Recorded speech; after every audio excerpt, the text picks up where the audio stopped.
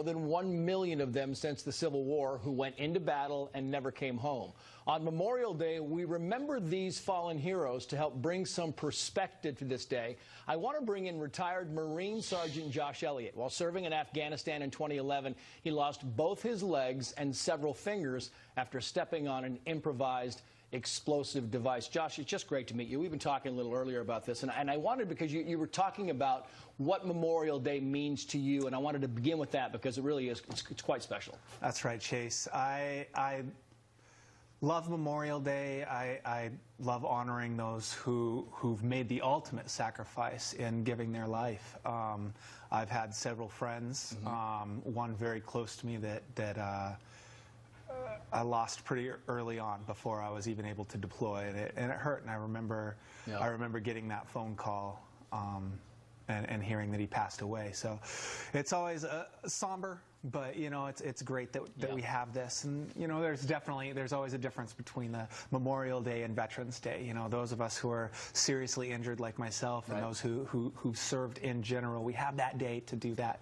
Today's a little different. Yeah, and I just want to talk about you now, because you're just a remarkable athlete. You lost both your legs and some fingers in Afghanistan, and I know that was a rough time in your life in 2011. But you talk about, you know, intestinal fortitude. You went on to become a member of the Paralympic ski team. I mean, you were one of the best mono skiers, right, in the world. I mean, talk about how you found this sport. I know you snowboarded as a kid in Washington State. Talk about how you evolved into this.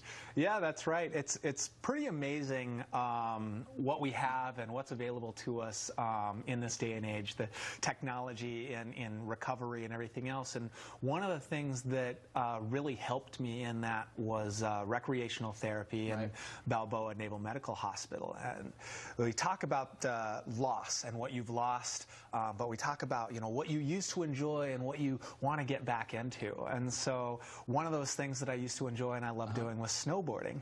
And so I said, I want to snowboard again. I want to snowboard again. Well, they sent me out to Breckenridge, Colorado for the Hartford Ski Spectacular, and Disabled Sports USA got me out there with an instructor. And I tried to snowboard again and found that I couldn't snowboard like I used to. Right. And so they put me in this rig called a mono ski, and I learned very quickly that this is made for me and it's designed for me. I started having a lot of fun doing that. And I guess I like to advocate for the fact that, like, it's not that you can't do anything, it's how you do it. And so I got on the snow and just started, you know. You say made for you. You owned this thing. I mean, you are the sixth, just so we know here, Sgt Elliott is the sixth best mono skier as the last Paralympics in the world. In just super combined. In super combined. So giant slalom and slalom are your forte, right? I do like those the best. Yeah. I didn't do as well as I wanted to at the games, but I actually did very well in the super combined event. Your attitude is fantastic. How does it feel being up on the mountain? And we should note that you spend a lot of your time now in Mammoth, which is my hometown, Mammoth Mountain, California. There's a program up there called the Mammoth Mountain, the Wounded Warriors Mammoth Program. They're trying to build this rehabilitation center, education. They got about 9 million of their 18 million goal. It's a fantastic organization, Josh. Well, that's exactly what I'm here to talk about.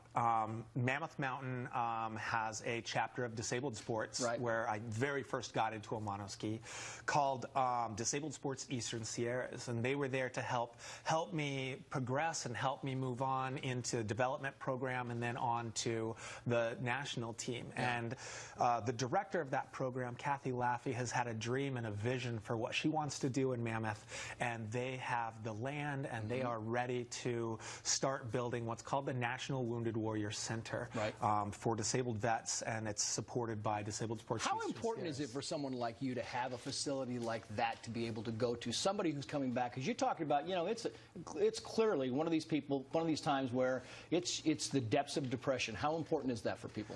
It's a time to just unplug from some of the stresses and other things that we get bombarded with all the time. Everything's taken care of, everything's state-of-the-art, everything's accessible, and you're able to go there and work on you, whether that's a physical injury, mental injury, or family issue, whatever it is that you need work on, you can go there, and there's people to assist with that, as well as the whole Disabled Sports Eastern Sierra program. Sgt Elliott, you are a good man.